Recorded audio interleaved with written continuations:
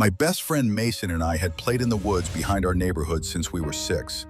We knew every trail, every fallen tree, and every place our parents told us not to go. Which is why we knew this new trail should not have been there. It cut between two thick oaks, narrow and worn down, like something had passed through it over and over again. "Shortcut," Mason said. The woods grew eerily quiet. We followed it anyway. The clearing at the end was wrong, perfectly round. No grass, no weeds. Just dark, flattened dirt in a clean circle. 2 sets of footprints marked the center, child-sized, facing inward. Mason laughed nervously. "That's creepy." Before I could say anything, Mason stepped into the circle. He froze, completely still. "Mace?" I whispered. Mason's shoulders went rigid. His head tilted slightly, like he was listening to something I couldn't hear. Then Mason started screaming. Not yelling, screaming. Raw, animalistic, continuous. His mouth stretched wide, but his body never moved. His arms stayed locked at his sides. His eyes didn't blink. I stumbled backward, panic exploding in my chest. "Mason, stop!" The screaming got louder, more desperate, and then it stopped.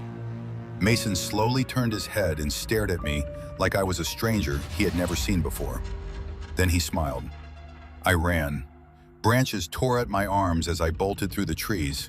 I didn't look back. I didn't tell anyone.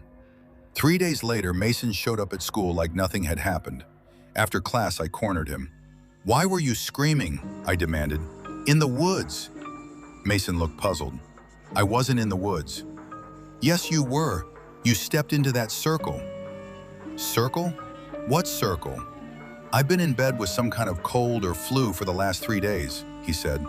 Confused, I stared at Mason, trying to understand what the hell was going on.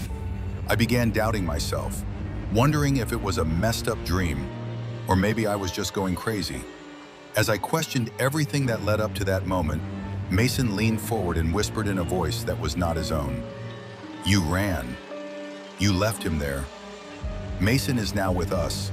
He smiled, then slowly turned and walked away, disappearing into the crowded hallway. From that day forward, Mason, my best friend since we were 6, didn't even know my name.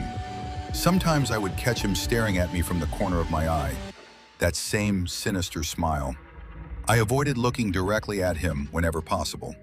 Too afraid of what he had become, I never spoke to him again. Mason was gone.